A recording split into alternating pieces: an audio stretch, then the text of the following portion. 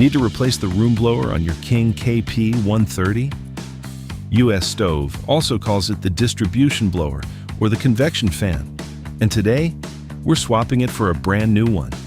We'll walk it in clean technical diagrams to see the repair from angles that are hard to catch on camera. It's a straightforward job, about 30 minutes with a Phillips screwdriver and a soft brush. Let's get into it. Step 1. First, shut the stove down and let it finish its cool-down cycle. Then, unplug it. Wait for every surface to be cold. Then, we can work. Step 2. 2 panels come off for this one. First, the back panel, 7 Phillips screws, same as every other repair on this stove.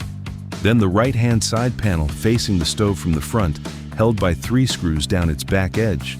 That one lifts away on its own. Nothing is wired to it on this model. Step 3. The blower has 2 wires on push-on connectors with insulated boots over them.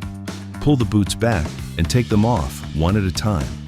Nobody states which wire belongs on which terminal, so photograph them before they come apart and put them back the way they were. Step 4. The blower sits on a flat flange, and the screws that hold it are at the corners of that flange. Hold the housing with your free hand while you back the last one out, because it will drop as soon as it is loose. Then, lift the whole assembly straight out of the cavity. Step 5. While the cavity is open, look at the cage on the new blower, and at the opening it sits in. The manual wants this impeller brushed out every month and more often if you have pets in the house, because hair and dust load the cage. A loaded cage moves less air, the motor works harder, and that is how the last one died. Take the old gasket off the stove face too, so the new one seats flat.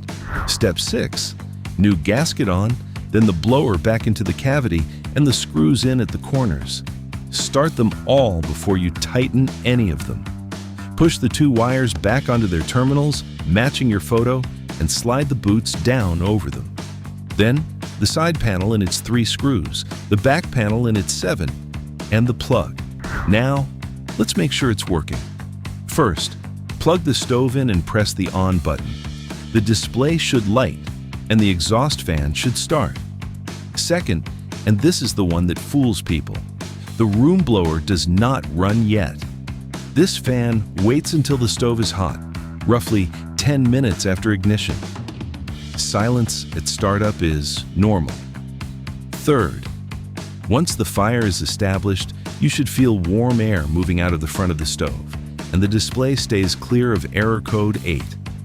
Pass all of these, and this repair is finished. One last thing before we wrap. What if the new blower still will not run? Work it in this order. First, pull the side panel and check both wires are pushed all the way onto their terminals. The connection you just made is the first thing to rule out. Second, check the display. Error code 8 means the room fan output fuse on the control board is blown. Third, and this is the one that catches people out. If the old fan was dead for a while, the stove has been overheating, and this unit has a high-limit thermodisc with a manual reset. A tripped disc kills the auger, so the stove reads as if it ran out of fuel. Fitting a new blower does not reset it for you. Find that reset and press it. Clear all 3, and the fault is upstream of this part. That's it. Everything we used is linked in the description below. If this video helped you out, please hit like and subscribe, and check out these other videos. Thanks for watching.